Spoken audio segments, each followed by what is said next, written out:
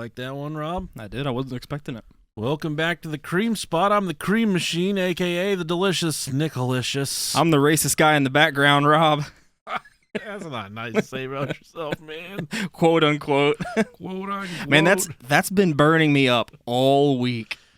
So much to the point he sent me a Snapchat of him sucking a black guy's dick. He said, "Look, I don't even mind. It's not bad.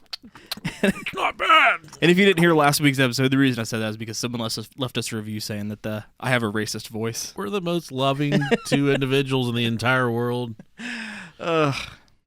We get in where we fit in, you know? That's what I'm saying. Hey, if you're stupid enough to listen to us, I like you. Absolutely. And we would like to thank you for joining us for this late release again this week. I don't know what's going on in our lives. We got a lot going on in our lives. It's crazy. Right now. Yeah. Rob and I broke up 3 times this week. We found ourselves. We've come back. You know what they say? Yeah, found Jesus. If you love it, set it free. If it comes back, it's meant to be.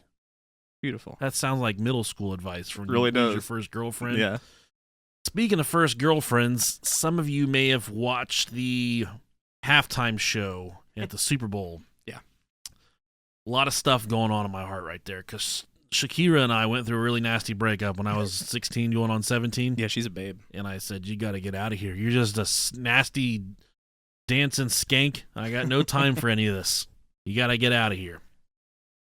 And it just made me, today I was driving and I about had a fucking mental breakdown. I am so fucking sick and tired of hearing everybody's goddamn opinions. Oh my God, dude. I me don't too. give a flying fuck what you think about anything. Yep. Okay? It sickens me to the point that I have to listen to. I don't want to delete my Facebook because I like posting pictures of my food and my kids. I literally don't post anything, but every time I've deleted 2 people this past week just because they've been saying, like, my kids have blah, blah, blah. Well, first off, if you're offended by that, don't take your fucking kids to the beach anytime soon either. Yeah. Don't take them to a public pool. There's people wearing less than that walking down the fucking street. I don't care about any of it. I just don't care, you know? Don't be salty that your ass don't look like that when you're fucking 50. That's all it is. And that's one other thing. It's always been like, oh, J-Lo's butt. And I like Alex Rodriguez more than I like J-Lo, honestly. I've always been, or never really was a fan of J-Lo ever since I heard she's a cunt in real life. Yeah, I buy it. I believe it. Yeah. I did like, who was my, Gwen Stefani. She was my crush going, but not much beyond that. I don't lust over Hollywood stars very much. That's all I do. Because it's like, you just, just be happy with what you got. And that's never going to happen. No. You're never going to, and even if it does and you try, you're going to get fucking arrested and beat with a billy club. Worth it. Maybe. I don't know. So just, I don't fucking care what you think. Yeah. That's pretty much, I mean, I care what you think, but as far as people. Well, we're usually on the same, ball team. You and I bounce back and forth all week long about stuff, but we haven't really talked about this very much. No, not at all. I think it's so fucking stupid, man. Yeah, I'm just sick of everybody crying. Everybody's always uproaring about something. All those moms that are upset about what they're doing, they have sons that beat off to anime. And that's the real travesty in all this. If you masturbate to anime, I don't want you to skip the puffy nipples. If you beat off to anime, I don't want you listening to this show. I think you're nasty. I think you're inconsiderate. Unless it's cartoons of me and Nick. Yeah, and that's pretty cool. If you draw them yourselves. When I used to work at the prison, there was this child molester that he pissed me off, and I went to go trash a cell. Uh-huh. And that's what you did when someone upset you in the prison. That was the best. You would have them get out of their cell, and you would tear through that motherfucker. You would just destroy it. I remember one time I pissed in some guy's pillowcase. I was so upset. And he really upset me. Oh, yeah. That happened. And there was a child molester, and he upset me. He was doing something stupid, and I took... Sorry, my phone's ringing. I went into a cell to toss it, and I found that he had been drawing his own child pornography. In his cell, he had a bunch of drawings of little kids, engaging in sexual acts with one another. I'm guessing he's the only person in his cell? Actually he was. Okay. It was an honor dorm, so he's kind of in there for good behavior and stuff like that. And I brought him back in there, and I picked up his locker box. They have these big, like 3.5 foot long 2-foot wide, these huge metal locker, probably weighed about 40 or 50 pounds. And I picked it up and I fucking crushed his TV with it, just right in front of him. And this dude just put his head down. And those TVs are expensive in the commissary. Hell yeah. They were flat, Yeah. They were flat screens. They just kind of upgraded at that point. And then they got a flat screen TV. And I picked this locker box up, dude, and I smashed that fucking television like it was the last thing on earth that I was ever going to do. And he said, all the guy said was, probably not going to get that back, am I? No, you're not going to get that one back, fella. Yeah, and that kid's not going to get his fucking childhood back either. And you would want to know, if you had something like that happen to one of your loved ones, that there were people like me in the prison system. Because I was a motherfucker, okay? I really enjoyed just doing horrible things to all of them. Not just the child molesters, but the murderers and stuff. I mean, everyone got a fair stick when it came to just delicious Nickalicious. Giving everybody their fair shake. It didn't matter. But I would treat them like humans if they would treat me like a human. But yeah, the ones that would show their ass, I would come inside of them. Every inch, the only inch of me going just up inside of them, you know? And all whole inch of you. And there's one famous school shooter, T.J. Lane. We can do an episode about him. He was from Chardon Falls, Ohio. There's a lot of people that I think that have said like they know who he was, they went to school with him, that listen to the show. If you do know that guy, T.J. Lane, just know that bad stuff happened to that guy whenever we met for the first time. And our conversation started with, "Cocks and socks, motherfucker, take your clothes off." That's what I said to this dude. He's like, "What?" It's like, "Get naked, bitch." I didn't rape him. That's what you guys are asking. Oh, darn. Yeah. Well, let's enough of that. Let's hop to our Patreon subscribers real quick. Sure. First off, I'm going to take the difficult one.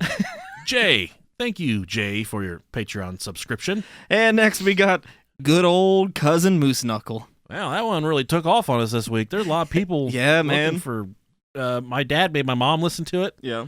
And she said she liked that episode. She said it wasn't as bad as the other ones. Really? And she said that story had her in tears, cutting up pretty good. And she said she really She knows who you're that. talking about.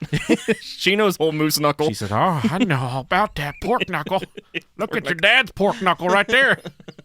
Look at your daddy's big old pork knuckle." No. Robert Farrington, thank you so much for your Patreon. Sorry, this font is really small. Robert Farrington, thank you for your Patreon pledge. Nathan Peterson, emphasis on the Peter. Thank you, sir. Yeah, Peterson. Peterson. Lily Roseberry, not to be confused with Lily Dingleberry. Lily, we are so appreciative of your Patreon pledge. Thank you so much. Jacob Cross. Thank you very much, Jacob. Jacob. And I didn't really know what to do after this, so we're going to send it to Pastor David Manning. Pastor David Manning, how are you doing, sir?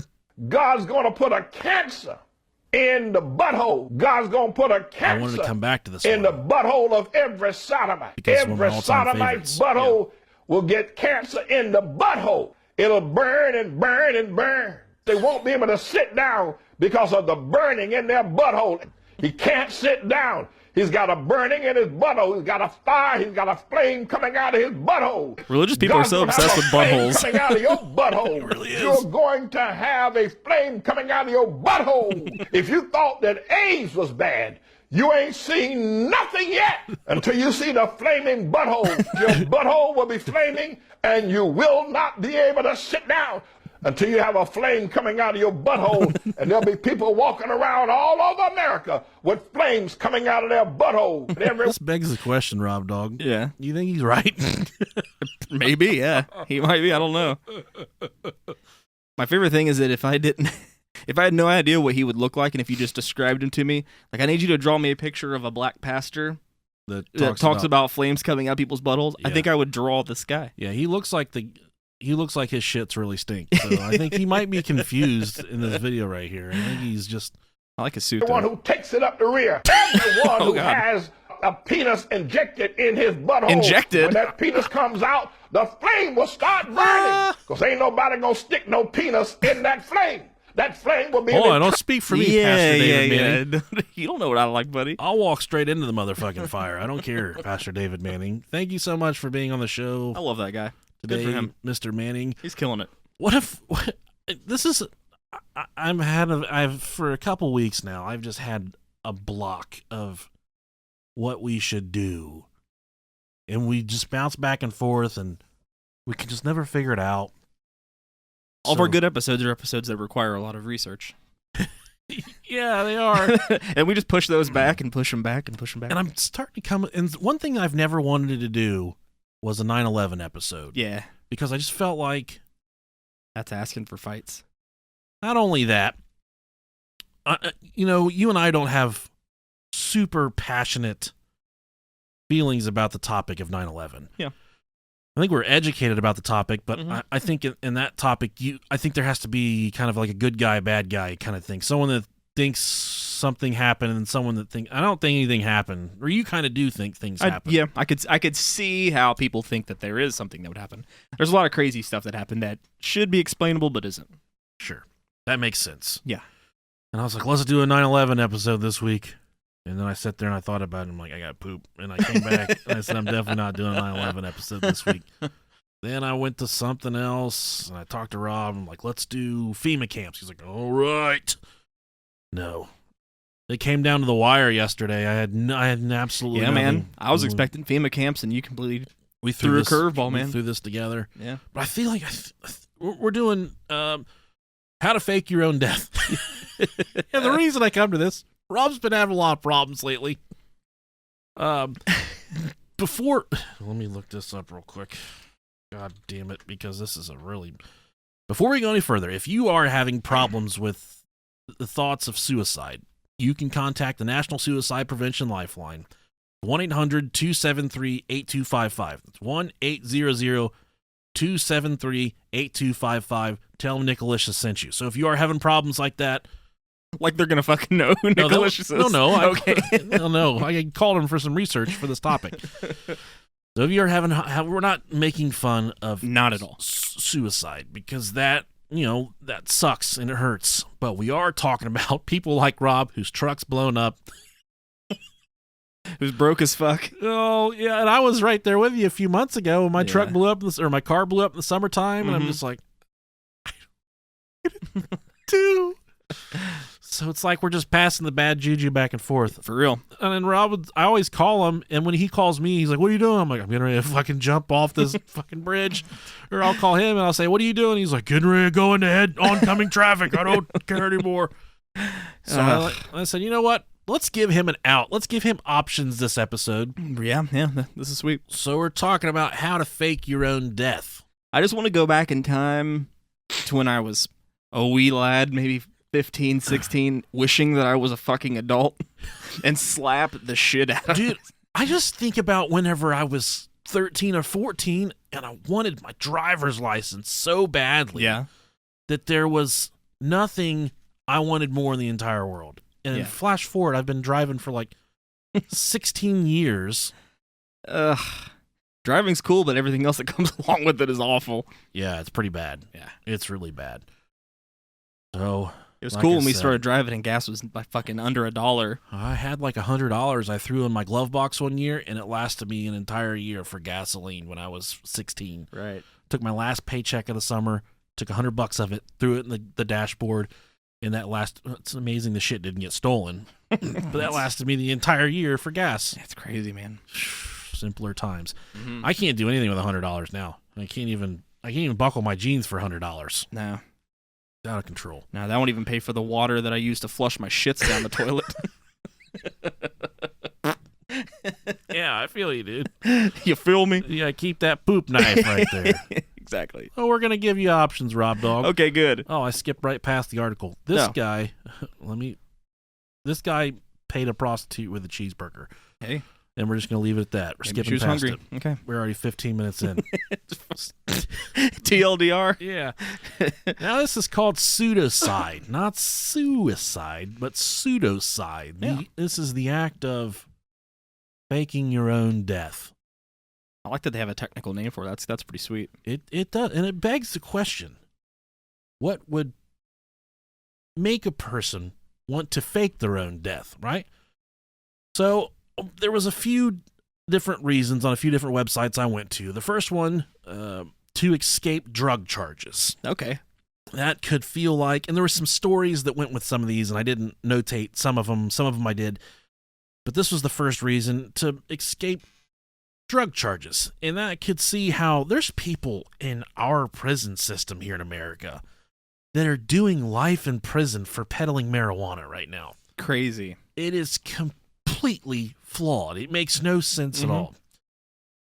So for me, if I was, I guess, dealing mushrooms or something, I really want to try mushrooms. I don't know where to get them. People say you get them off horse shit. Cow shit. Yeah. But I shit like a horse, so I could probably just use my own poop. Think about the mushrooms that would come off my poop. Oh, dude. The big skyline shit. Oh, these taste like onions real bad. Oh, so bad. Yeah.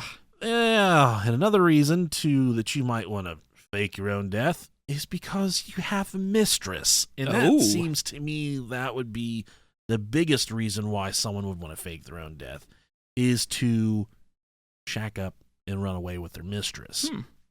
That's an easy out, because the more complicated of the two is to obviously kill your significant other, which that you run the serious risk of being taken away from not only your mistress, but your significant other as well. You're striking out everywhere.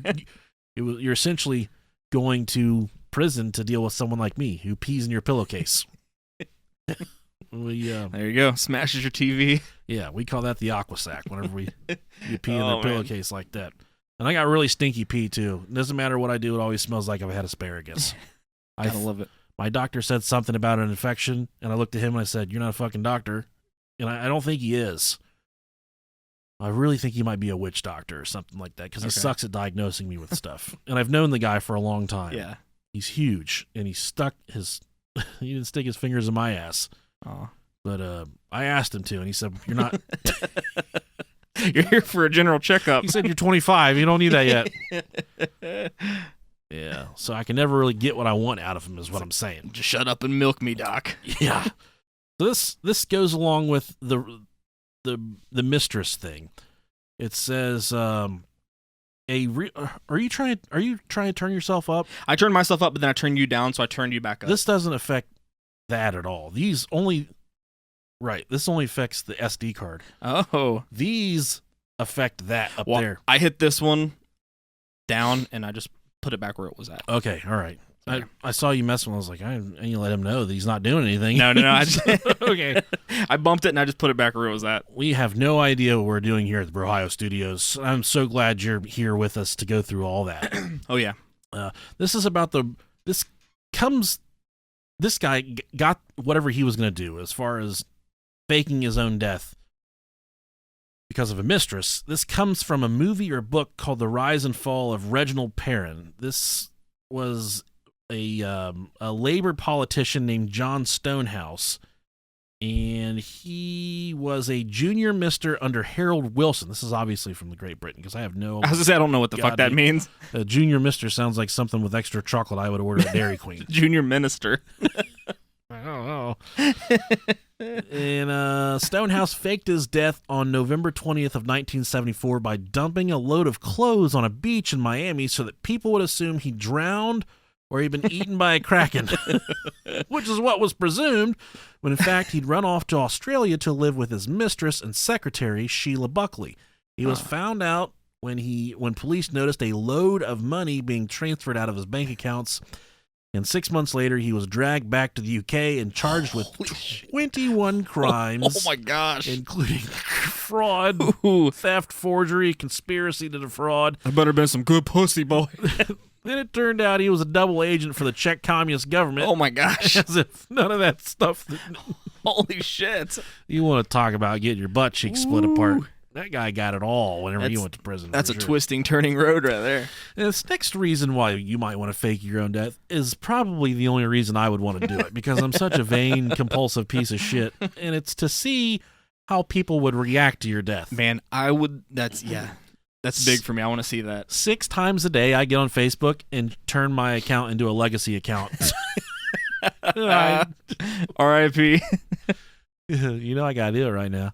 In the arms. I want it to be like MySpace. When you come to my page, it queues up. Yeah. In the arms. You don't want it to play that or Mambo Number 5 by Lou Bega. Oh, dude, that'd be a banger.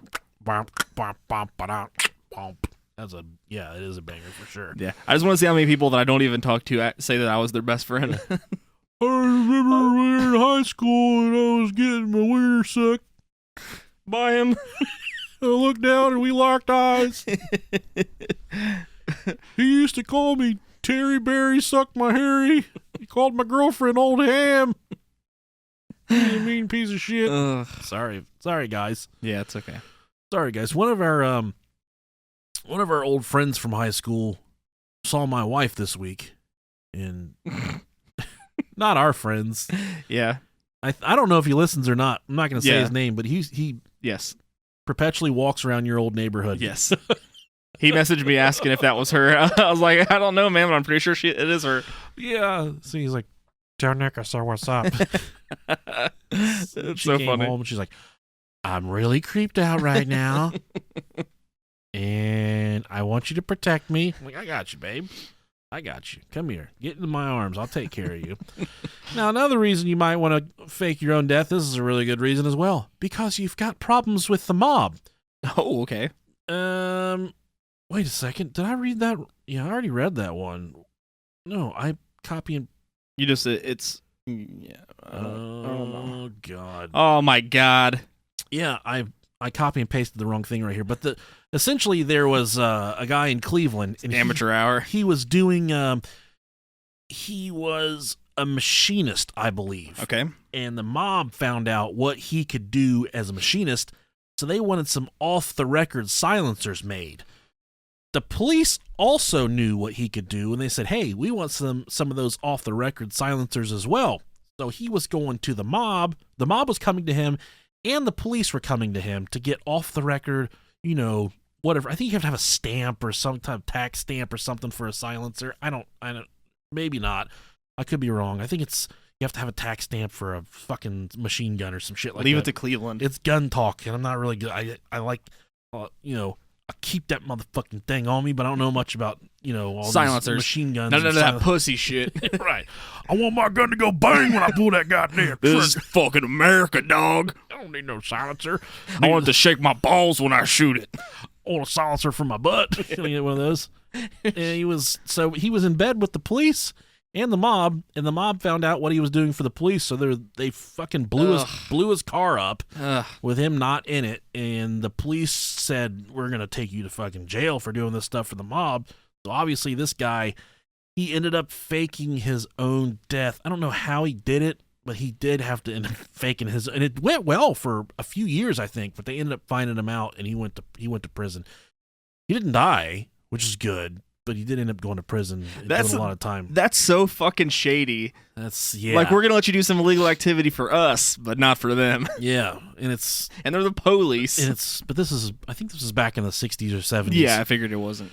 And he was in bed with the mob, but he was also doing stuff for the police. So, hey.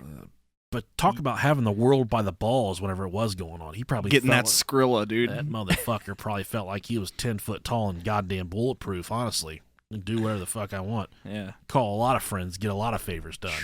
Money, man. And the next one you might want to fake your own death is because your Verizon account, you need to get out of that bitch. There was one guy who was... Ooh, tell me about it, buddy. He manufactured documents, death certificates, and some other things to make it look like he had passed away. Then he had his best friend send him to Verizon and said, "Look, you got to let him out of the contract."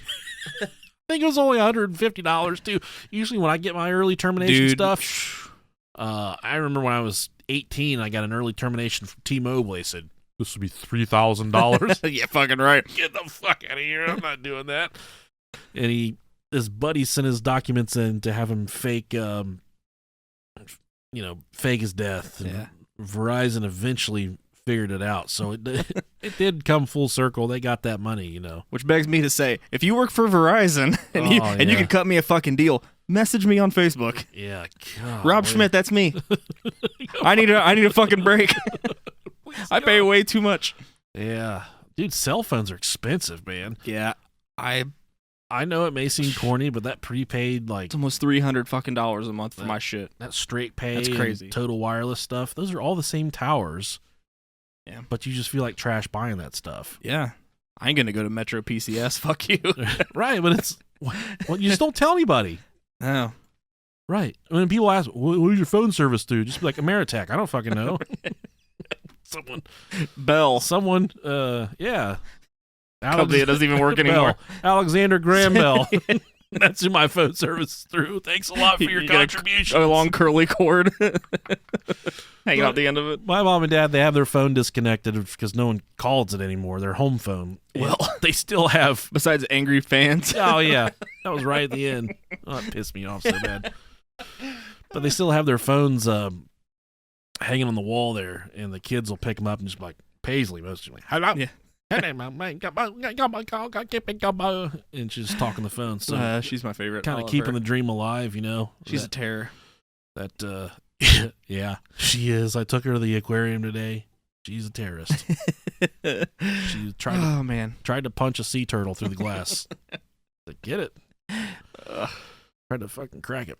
And one of the last reasons here, excuse me, you might want to fake your own death is to get out of a breakup. A lot of people don't like confrontation.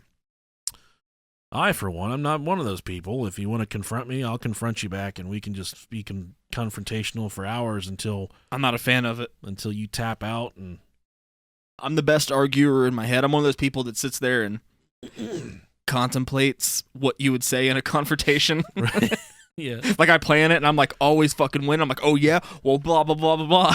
See, one thing that I've inherited from my father is I've got a bit of wit. So anytime people try and argue with me, I'm really quick to give it back. And I will say things because people don't know if I'm a good fighter or not. They just see that I've got a head like a bastard tomcat and shoulders like Frankenstein. They're just like, do I want to fight with him? Because if he does hit me one time, I might die, or I might not be able to punch my way out of a wet paper bag. Who knows? But at least I'm fat enough that I can say, you can shove it up your fucking ass. Whatever you do, just don't run around me. This ain't a race, okay? I'm not doing a race. I didn't agree to no races. My buddy Rob, he's the racist. Oh, man. That was well played. That was good. That was really good. I'll circle back to that one later when we're not recording. You're going to be like, I really didn't like that one. We can get that out of there. Once again, for the record, I am not racist. No, he's not. He's not. I promise. All right, so I got a step-by-step guide, a couple things to go through here. I got one from Wiki Steps or some shit like that, and then there's a wiki for everything. There is. Oh, God, there was one something bunny. I don't even remember what it was. I do need to cite it in my resources to do the right thing. But step one, you need to decide whether or not you really want to do this. Faking your death is against the law almost everywhere. Does your situation really warrant a death fake? Yes. Rob's case, yes. Well, I got taxes coming up, so I might be okay after that. Okay, yeah, you'll be fine after that. Yeah. Can you just move away? Are you being melodramatic? Are there any alternatives? You should only do this if you keep feeling that faking your own death is the only way to start over or escape and you have no viable alternatives. Understand the implications of faking your own death. You'll be able to have no contact with any friends or relatives. If you decide to let them in on it, they'll most likely call the police or betray you in the end. Shit, Tupac's done it for 30 years. Yeah. You get away with it. Machiavelli. If you must let anyone know, try an understanding friend who will, for whatever reason, never rat you out to the police. I'd come to you. Family or general public. I have faith. Come to my funeral, and listen, and I want to get this out there so everyone knows it. When I do die, I don't want a funeral where people come stand over my dead body and cry. That is not me. That is a bag of bones that's had the organs harvested and returned to cinder because they're not good organs. Yeah. Just cremate me and everyone come together and tell fun stories about the joy that I brought you for the few moments. Fucking smoke my ashes, bro. Yeah, smoke my ashes. Smoke my ass. Smoke my ass. But when I die, you're going to get a phone call like 6 months later from a Puerto Rican area code. You're going to say, these fucking bill collectors will not stop. And I'm going to be like, hey, Rob Dog, it's me. It's the chick from the Blue Chew ad, the one that was eating your butt and sucking your dick the way you like it real good. And you're going to be like, oh, I thought you were dead, man. Man. I'm in a conga line down in Puerto Rico. I wouldn't even know how to feel. I'm a cab driver. I've got dreadlocks. My penis stinks. All I do is drink protein. I live off protein powder and goat milk. So just like real life, but you have dreads. I'm huge. I can rip a palm tree out of the ground with my bare hands. Oh, man, that's cool. And tell them about step 2 there, Rob. Sure, step 2 is stop using anything that will be traceable back to you, you fucking idiot. Understand that you cannot use email accounts, memberships, cell phones, or any other personal details from your old life. Planet Fitness, we got you down as dead. No, I really got to work on my abs today. Now, this, of course, in this modern day is probably going to be the trickiest of all things to get sorted out before you actually do the deed. Now, since money is necessary to start your new life, gradually withdrawing cash from an account leading up to your fake death and leaving things behind like credit cards and other documents, clearing it completely may, of course, arouse suspicion. However, if you're in a hurry, draw out a massive amount, but leave little behind to erase suspicion. That's such good advice. This is good stuff. Step 3 here. Watch out for little things that may give you away. Avoiding acting fishy beforehand. So I don't know what it means to act fishy, but don't fucking do it. I had some shrimp last night. It was wonderful. Also, remember not to use personal laptops, computers, or mobile phones. You already read this one, right? It went in that a little bit. Okay. Unless you can change the SIM card. Afterwards, these can be used to trace you once you're gone. Plus, people might notice that they're missing. Okay. Take that next one. Yeah. Decide on a death method. This is my favorite. This is awesome. So suicide is probably the easiest bet. While it may be hard for loved ones to stomach, if it's obvious your death is a suicide, innocent people won't be accused of your murder. Also, all right, that's good. Keep your wife out of it. Exactly, because of course they're going to be the first suspect. Now, also, suicide is more open and shut case. Chances are people will be less searching of CCTV footage and personal records, or etc., if they know you killed yourself rather than mysteriously disappearing. Also, pick a suicide method that means there is no body to be found. Oh, that's good advice. Or failing that, where it would be very difficult to find. Did I read that right? That's worded weird. A common one might include jumping off of a bridge and leaving a note that implies you're about to go through with it. The body may not be found easily, were it actually there, so the police would be less suspicious if there isn't one. Step number 5, just do it, okay? That's what people... Kill yourself or fake it? People... Just fucking do it. People write me all the time and say, I want to start my own podcast. What should I do? Don't. Just do it. Don't do it. Get it out there. Just do it. Be prepared to fail. Be prepared to fail. Be prepared to not like it. Speaking of failing, we got 2 days left to vote for Dayton's best podcast. Yeah, I put it on the Facebook Posted on today. Facebook today. I saw that. I was going to make one, and that's all you did it. Go check it out. Yeah. So do it. Plant a note for your suicide before disappearing. Travel out of the city as far as you can and start again with a new identity. Just be free. And there was a more in-depth guide here that I latched onto from, I think it was something bunny.com. I don't remember what it was. I do need to look into that. And their step number 1 is eliminate all contact with people from your old life. That's sad. Unfortunately, most people who've faked their own death screw up this part of the process by cashing in on the insurance check they hope to get or getting a speeding ticket. If you want to get away with it, you've got to disappear completely. Start by hiding out for a few weeks somewhere close by, like a cheap flophouse hotel for a few weeks to lay low. Load up on groceries and hide out watching detective shows on TV while the police decide to give up on finding you. When you have to go out, wear a disguise. And I just imagine someone going out wearing those fucking those thick glasses with the big nose and the mustache on it. brohiopodcast@gmail.com. If you do decide to fake your own death, just hit us up on the email and we will help you out with a disguise. Definitely. We will send you Western Union. We'll get you taken care of. Eventually, you'll have to start making your way elsewhere so you can go about the process of finding your new life. And we'll pass it to you for their step 2. Sure. Step 2 for them is come up with an alternate identity, which makes perfect sense. So who do you want to be now that the old you is dead? A suave gambler and poet from South Carolina who decided to forego his family's tuna cannery inheritance to move to Australia to work on cars? That's pretty intricate. I like it. A small town bartender who had to move to the bright lights of LA. Decide who you want to be and start fucking working on it, man. Let's see. Oh, this is also me as well. It is. Next would be your new name. Practice signing it, saying it, and introducing yourself with your new name. Make it awesome.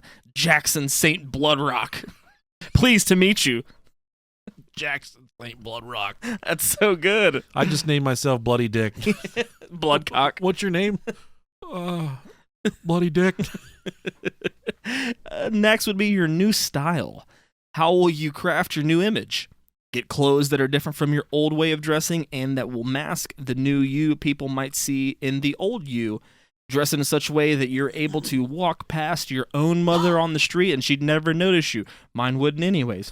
Grow a beard, shave your head, change your hair color, embrace leather.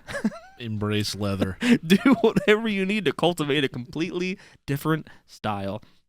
And last but not least in this category would be your story. What will you tell people about yourself? How will you introduce yourself? How can you get away with masking your old identity when you meet new people? Do you know what persona you would take on if you had to start over? What you would be? I don't. I haven't thought about it. I would just be, I'd probably just be a Navy SEAL for sure. They'd just take one look at me and they'd say, no, he's not, but we're not gonna question it. Maybe someone who's just down on their luck looking for a new beginning. But the thing is about Navy SEALs, the people that tell you they're Navy SEAls, they're not really Navy SEAls. They're never Navy SEAls. It's people that don't say, that just look like they've lived in a bush for 2 months. Yeah. And you think, I think that guy might be a Navy SEAL. That's usually the one that's a Navy SEAL. Yeah. Also, I would just tell them I'm like a candlestick maker that... Well, first I was a butcher, then I was a baker, now I'm a candlestick maker. I would suck so bad trying to be someone I'm not. I would not be good at it at all. I'd be so conflicted and torn at all times. I would just stop using toilet paper because that's what the old me used to do. Yeah. I would just quit wiping my ass and just walk around and stink. I'm so against stinking and smelling bad. Oh, I hate it. It's one of my biggest fears. But you would have to change that to completely do a 180 of who you used to be. You just have to stink all the time. You just have to pour vinegar on your... And this is how... I had a lot of ugly... I went to school with a lot of ugly people. In order to get them to stay away from me, I would pour vinegar on my crotch. And I would just stink like crotch vinegar all the time. Yeah, I didn't shower and wore Jinko jeans, so that's what I did. It worked like a fucking charm. Jinko jeans. More room for your dick and balls. Yeah. More room for your pork knuckle. Dude, I was so comfortable in those. Oh, that's embarrassing. So much airflow. Don't tell them that. That's embarrassing. Yeah, we all the people that were like me went through that phase. Oh, step 3, you got to make a fake ID. Yeah, you do. Once you've gotten your new identity hammered out, you're using it to introduce yourself as Horace McGillicuddy. That's a good name. Find or consider crafting your own fake documents that will let you start your new life. And if anybody needs help with that, I'm really good at forging signatures. So if you need some documents signed by Bill Clinton or I can sign anyone's name. It usually takes me about 2 dry runs, and then on the 3rd time, I fucking nail it. I'm really good at forging signatures. Yeah. Rob's left-handed, so it's like he's almost like he's a high-functioning autistic, but yeah. I faked my mom's signature so many times my senior year I had to do community service. Oh, because I missed so many days. God, man. You had to do community service? I did. Where'd you have to go? The school. Oh, okay. I did it. Pick up trash. Worked in the library. Scrub cum stains off the urinals and stuff. Just put books back where they belong. And really, honestly, I didn't do shit. Let me tell you something. You've never experienced the full zest of life until you've leaned dick first into a urinal, just with the little turtle mouth up against the porcelain, and just jerked one off right into a urinal. Just blew one off? Yeah. You got to keep in contact with the porcelain there, though. Yeah. It's like, it makes you feel like you're a wolf and you're drinking directly from the stream is what it feels like. Okay. To me. Okay. Honestly. I get that. For all you ladies listening, a urinal is a giant toilet that hangs off the wall in the men's bathroom. We piss into it. It's absolutely disgusting because the piss. Sometimes shit. If you are me, I've shit in a urinal before. Have you? No, I never have. I think I've told this story before on here. Maybe. At the prison, I worked in the chow hall, and they had a bathroom in the back of the kitchen that the officers used. We didn't really use it that much. It was mostly the food service staff that worked there. They used it. And they had this big, gnarly-looking urinal that stuck about 4 feet off the wall. It was fucking... This kitchen was brand new. It was like a fucking trough. And I had to... It was. I had to poop so bad one day. And my buddy from... I'm not going to say his name. Not going to rat him out. He said, you should shit in the urinal. And I said, you know what? That's a good idea. I feel like I should shit. And I straddled this urinal. It was like sitting on a canoe fucking butt naked. Yeah. It was so long, and I pooped in the urinal. I just cut it off in there. And I stepped away and I started, putting my stuff back, and I look, and it's like the slotted drain. It doesn't have a big hole. Oh no. Yeah. And I just waited. And there was this old food service dude. He was a super old, like, OG black guy. And he said, hey, man. He was OG. So he's like, hey, man. I was like, yeah, what can I do for you? Usually they would tell me, like, I think this inmate has drugs, or I think he's doing... And he'd be like, I don't really know how to say this, but someone does shit it in the urinal. He put about 4 EDs at the end of it. He said, Shit it in. He said, somebody done shitted it up in the urinal. I said, they did what? He said, yeah, bro. They shitted it up in the urinal. I said, well, we better get somebody in there and clean that up. I just love how he was just like, fuck this. And that's the cool thing about working in a prison. You can just walk up to any inmate and be like, you have to mop the floor. So I went up to this dude, and this dude was always super respectful, and he never talked back, and he would do anything you tell him to do. And I just walked up to him. And he was in prison for some really fucked up circumstances. He was on a drug bender in a hotel over the weekend with his wife, and he wouldn't let her leave the hotel. And he got charged with rape and abduction for like just chilling in the hotel doing drugs with his wife all weekend. Damn. Yeah, it's just that's some fuck shit right there. Super smart guy. But I was like, hey, someone shit in the urinal and you got to get it out. He said, and I'll never forget his reaction. He's like, every fucking day. Every fucking day. It's like he started to snap. And I was like, wait. Is this happened before? He said, this is the second time today that someone's pooped in that urinal. Oh my God. I just like later on that day I went and looked and I said, you know what? I can see someone confusing that thing for a toilet because it is such an oddly shaped urinal. He said every fucking day. Someone used to take a shit in that urinal every day, and he'd have to ladle it out like a dead frog. It's always him. What if he palmed it? He definitely waffle stomped it, dude. He just went there and smashed it up in there. Oh God, he probably used the soup ladle to get it out. And poor guy had no idea about the big fucking tree trunk you left in that fucking urinal. Yeah. He said, I don't know what to do with this. This is what it hurt my ankle trying to stomp it. He had to put on fucking work boots. Steel toe boots to stomp those fuckers down. Oh, rain boots. Rain boots. Oh, and number 4 here. Go somewhere you'll be unknown. God. Flying will likely be out of the question unless you've got some great forged documents, but try making your own somewhere far off by hitchhiking safely or taking the bus for cheap. And I think that I fucking hate the way truckers smell, so I probably wouldn't be a good hitchhiker. You ever heard of trucker bombs? Where they piss in a bottle and throw it out the window? Yeah. Those are fucking gross. Truckers, some of them are pretty... There's some really clean ones. There's some really good dudes out there. We got a lot of truckers that listen to the show. There's a lot of good dudes out there that are truckers, but there's some that are just fucking vile, disgusting animals. It's the worst. Oh, definitely. You'd expect that kind of, though. Oh, yeah. Next, we got work under the table. So that means go out to eat, find a guy sitting by himself, suck his dick under the table. There you go. Job done. What? The pleasure. Well, I'm trying to start a new life, and I've missed the sweet taste of penis.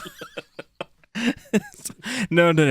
I digress. So this is declaring taxes will be difficult, so working under the table and staying on the move will keep you relatively safe. Go to Home Depot around 5 a.m. There's going to be a big fat white guy drinking coffee that's going to pull up around 5:30. He's going to say $10 an hour, roofing. Get in the back of the truck, go with him. That's Take it. Yeah. Take the job. Take it. So consider working migrant laborers, heading west and checking out farm labor or other contract work that will be easier to get away with for under the table work.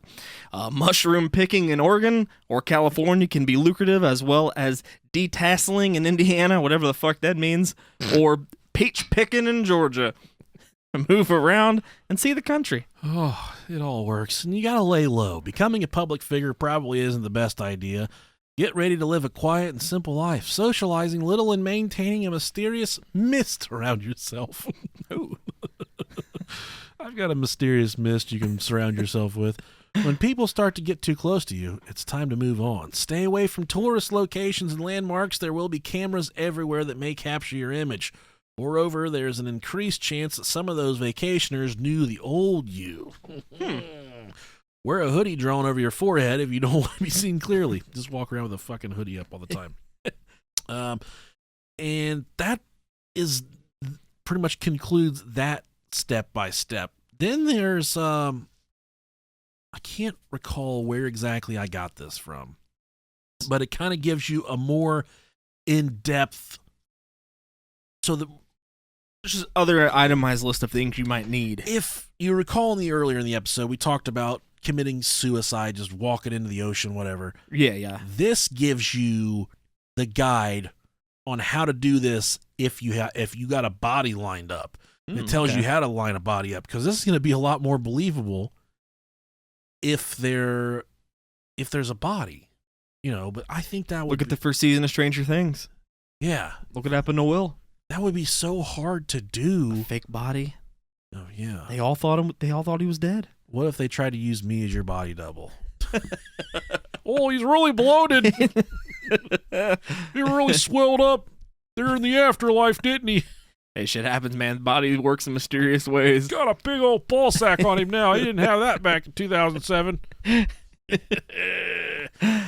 The first thing you're going to need is a body. This has to be someone with a similar genetic makeup as you, as death can only hide so much. So we wouldn't be able to just find an Asian body or a black body. Where would you go to find... It wouldn't work. Where would you go to find another Rob Dog? I'd go to Golden Corral to find Nicolicious. Hey, you over there by the pork chops, come here out. I got something in this van out here I want you to see. I got a new vape flavor. I would go somewhere that wasn't within 1,000 feet of a school. Excellent. Superior. They can't have any scars. They can't have any tattoos that you do not have. They can't have anyone who checks up on them. Jeez. And that's sad. It is very sad. And they can't have been arrested for anything. This is the hardest part of your whole quest to fake die.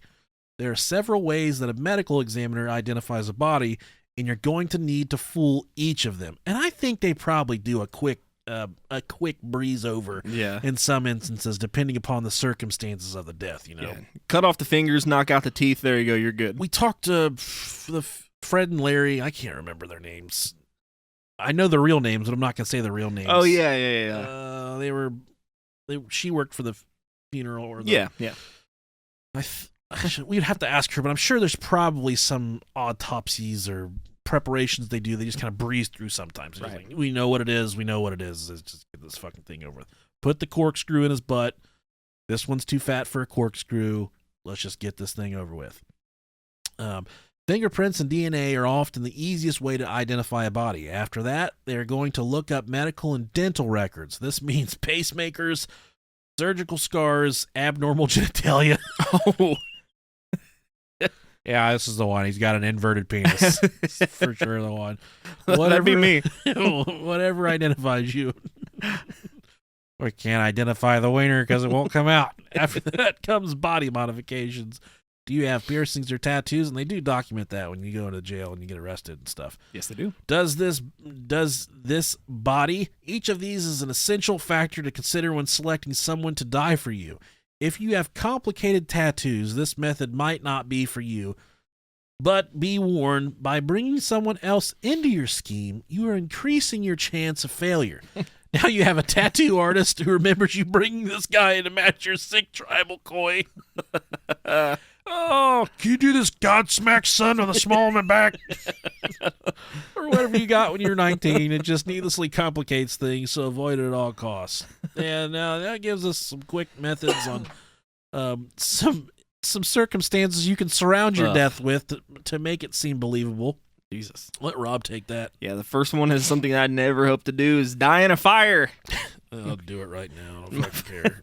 I'll set myself on fire. I don't give a shit. Fuck it. Now that you've abducted your body, let's go to work.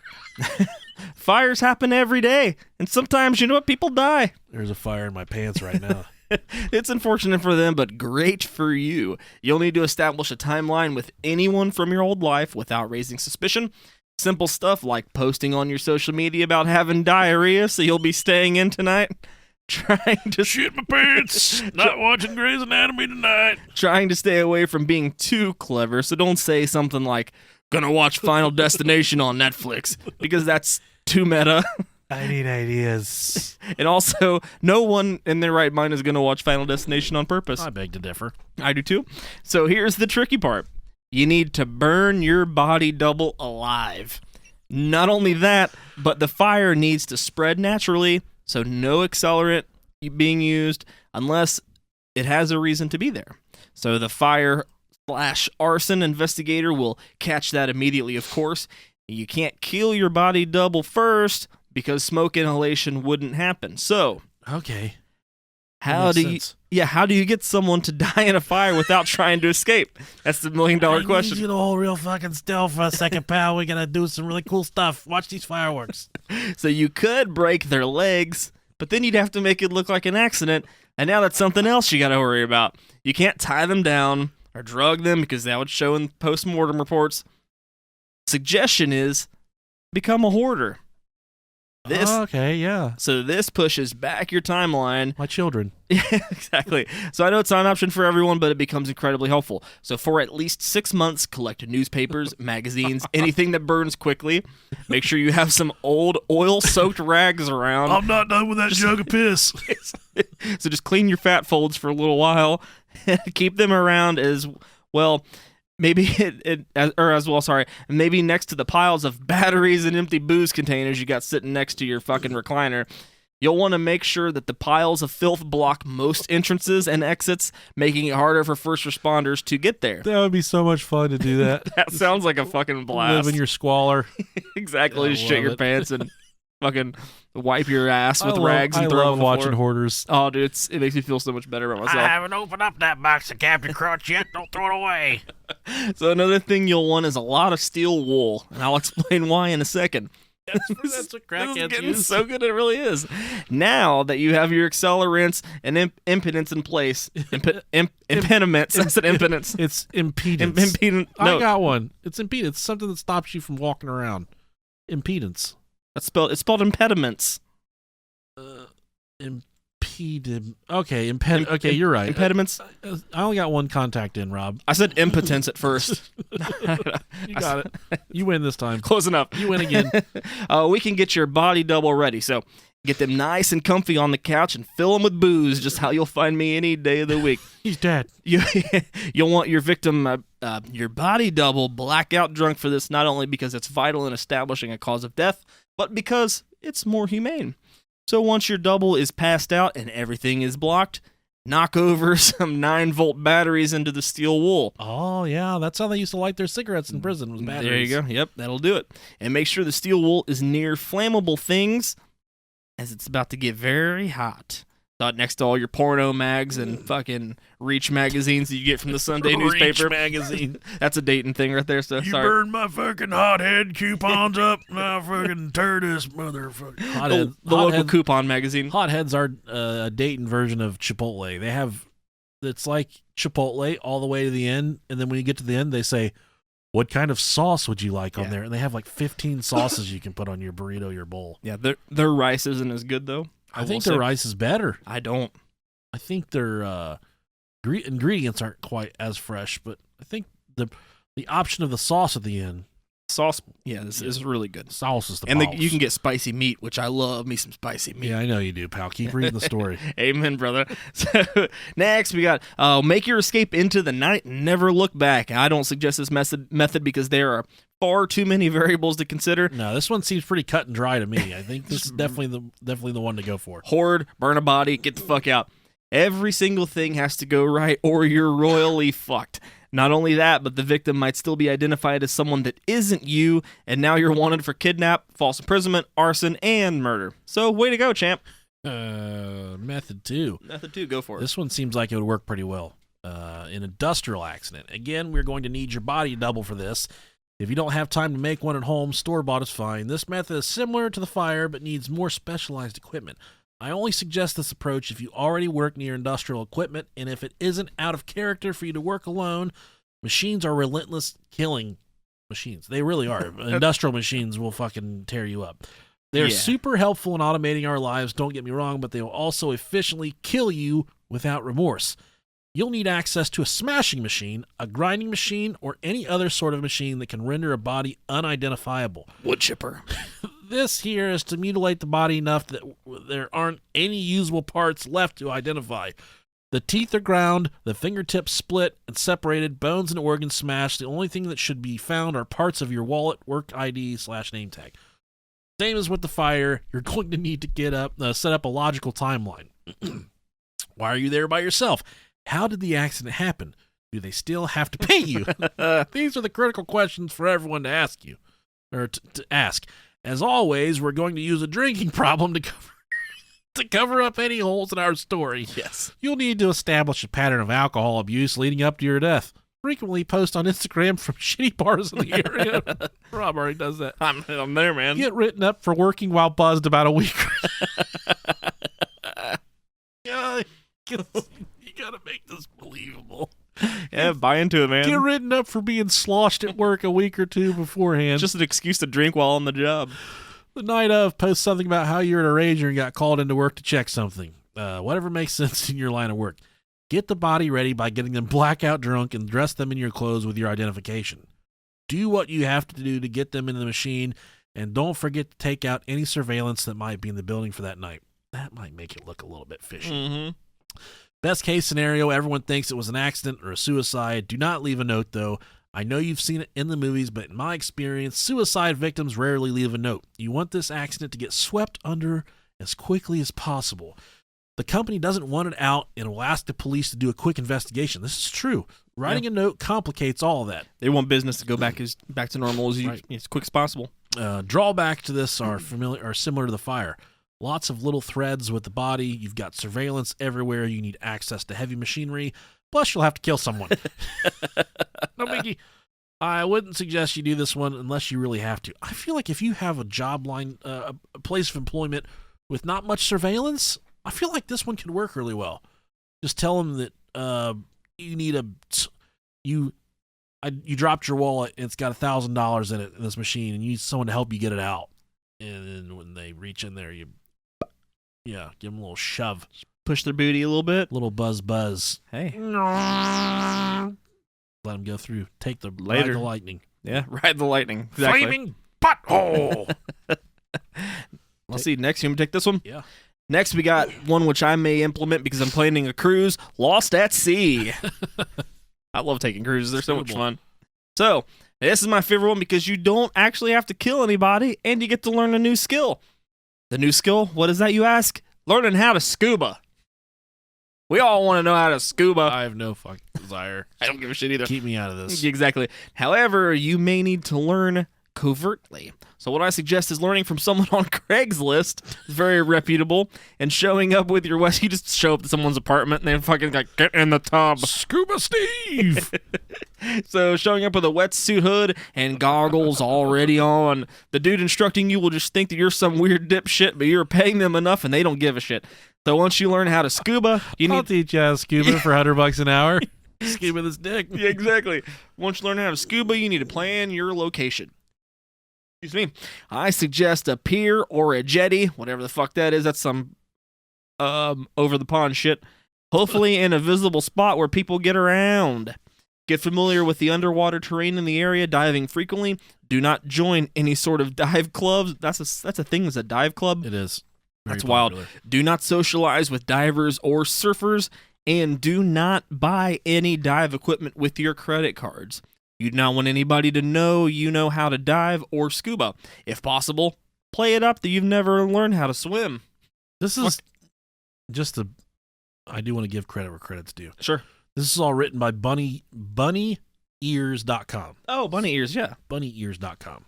So, is that Macaulay Culkin's website? I think it might be. I think it is. Yeah. Yeah, that is. So once you have your spot picked out and you're comfortable with the layout, you need to get a C-Bob or a C-Scooter-like device. Yeah, the C-Bob is like $30,000 and it goes 12 miles per hour. The C-Scooter is like $300 and it only goes 2 miles per hour. But plus you're faking your own death anyways. Pull out a loan. It's not like you need to fucking pay it back anyways. Who cares? It's true. Exactly. You ain't getting this shit back, bro. So now you're going to need to learn how to get comfortable diving in cold water. Of course, it's quite a shock if you aren't used to it, so start by taking cold showers and then try some night swimming. Once you are okay swimming in the cold for about an hour, you are almost ready to fake your death. Last, you need to plan your exit. Your tank should hold about 45 minutes of air, so start looking at exit points 30 minutes north or south of where you are. If you have the C-Bob, you can search 6 miles north or south. If you have the C-Scooter, you are only looking about a mile or so, which in some places is still the same beach. So you'll want to find a little cove or something that people don't frequently visit. But once you have your exit, it's time to fake your death. So the day of, you'll need to dive down to your location and stash a tank and your getaway device. After that, you'll need to visit your exit location and stash some towels and warm clothes. Clothes. No, you take both. I didn't see the E there. So that night, hang out with some associates and let them see you get drunk. Try not to actually be drunk, but play it up. Steer the conversation and activity towards showing off how cool you are by climbing on things. Climb on the jetty or pier and show off your slick skills before accidentally falling into the water. And once you're in the water, immediately dive down to your tank and getaway device and start heading towards your exit point. A few hundred feet away, take off your pants with your wallet and phone still inside. Take off your underwear. God damn it, take them off. If you wore it for some fucking reason. And then after a few thousand feet, take off your shirt. You want these to be found by the expert divers that are going to come out in an hour or so. When you get to your exit point, do not walk onto the sand. Roll out of the water till you are in soft sand. If you walk, you will leave footprints. It's true. If you roll, it doesn't look like anything. So it just looks like a fucking smudge. I got a smudge I can show you. It looks like a manatee washed up on shore here. We're done recording. I'll show you a smudge. Okay. So wipe off the sand, dry off, put on your warm clothes, and start your new life. Wow. What I like about this method is the lack of murder.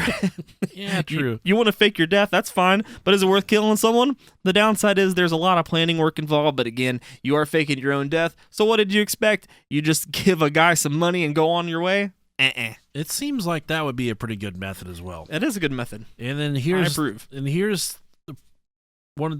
is money talks, okay? This last one here is to bribe a medical examiner. This is probably going to be your best method to go, honestly. Move to some small town and make friends with the medical examiner so you know if they are cool with bribes. Start off small, trying to get them, just toss yours out a little bit for $10 or $15, then move on to bigger and better things. Pay them some money and explain your situation and let them know it'd be really cool if they could just file your death certificate. Heck, they might even hook you up with someone else's information.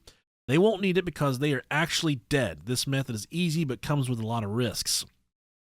And I feel like in the day and age we live in, with the, money can buy anything. Hell yeah, it can. And I feel like that could possibly work. So then this begged the question. After reading that, I said, how obtainable is it to get a new identity? So I did some searching around the web. Nice. Google wasn't working. I had to resort to my friend DuckDuckGo, which is an excellent... Here comes another fucking review. With an excellent search engine where you can find all kinds of hidden things all over the internet. I found her within 2 seconds of looking on Google. You think the frickin' Clintons killed people, do you? The only thing the Clintons killed was Jeff Epstein. They didn't kill anybody. Whoever that guy was, go fuck yourself. He probably still listens. He probably does. Because we're simply irresistible. That's very true. There was another really good one we got a few weeks ago, and I felt kind of bad.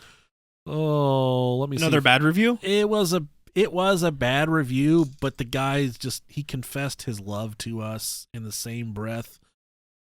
What? I've never been a fan of like backhanded compliments. Makes me feel really insecure because I don't really know how to feel. There's that one about you being a racist. Yeah, fucking eat a dick. It's kind of back there. Someone says we have invasive advertising. Okay, it says, love the podcast. I have a guilty pleasure for crude humor and jokes, but it has come to a point Oh, where yeah. I saw this one. I can no longer take Jesus jokes and making fun of Christianity.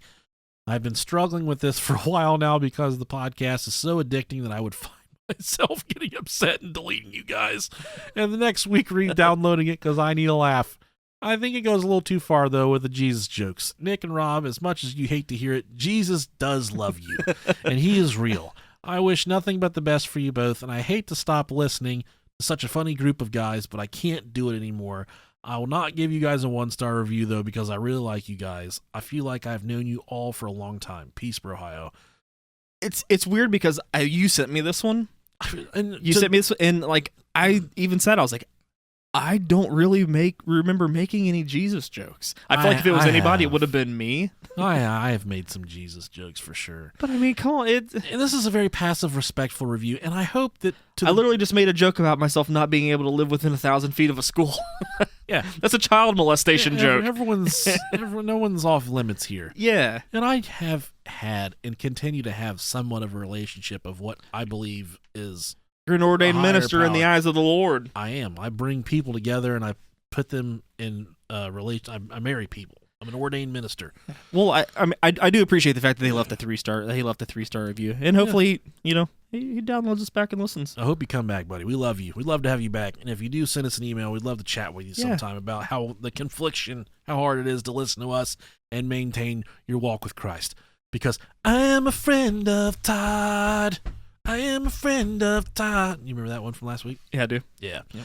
So you can hop on QZ.com in the dark web. It says, this is an article. It says, here's what your stolen identity goes for on the internet's black market. Oh, yeah. For around $20, you can buy a new identity. It says tens of millions of people have lost their private information, including me, in data breaches over the past few years. $20? Yeah. Holy fuck, I'm only worth $20? On the dark web. I guess my credit's shitty enough.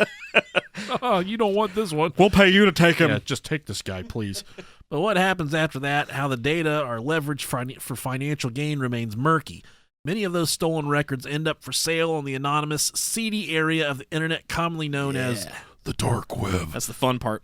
Yeah, there's tens of thousands of these identities available on the dark web.